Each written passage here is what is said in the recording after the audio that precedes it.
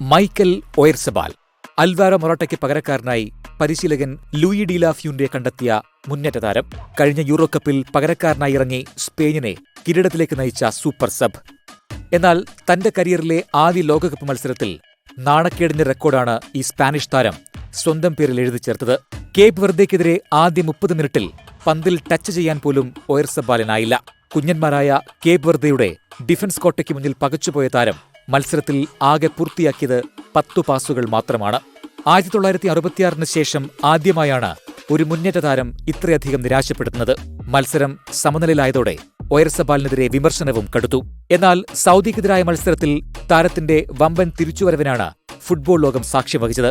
നോക്കൌട്ടിലെത്താൻ ജയമനിവാര്യമായ മത്സരത്തിൽ സൗദിയെ സ്പാനിഷ് പട ഗോളിൽ മുക്കി. ഇരട്ട ഗോളുമായി ടീമിനെ മുന്നിൽ നിന്ന് നയിച്ചതും അതേ ഒയർസബാൽ തന്നെ.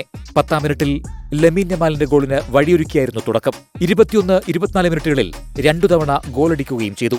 ഇതോടെ 1966 ശേഷം ആദ്യ 25 മിനിറ്റിൽ 3 ഗോൾ പങ്കാളിത്തം സ്വന്തമാക്കിയ രണ്ടാമത്തെ താരമെന്ന നേട്ടവും ഒയർസബാൽ തന്റെ പേരിൽ കുറിച്ചു. ആദ്യ മത്സരത്തിന് ശേഷമുയർന്ന രൂക്ഷ പരിഹാസങ്ങൾക്കിടയിലും തന്നിൽ വിശ്വാസമർപ്പിച്ച പരിശീലകന് തന്നെയാണ് ഒയർസബാൽ എല്ലാ ക്രെഡിറ്റും നൽകിയത്. World cup desk 24.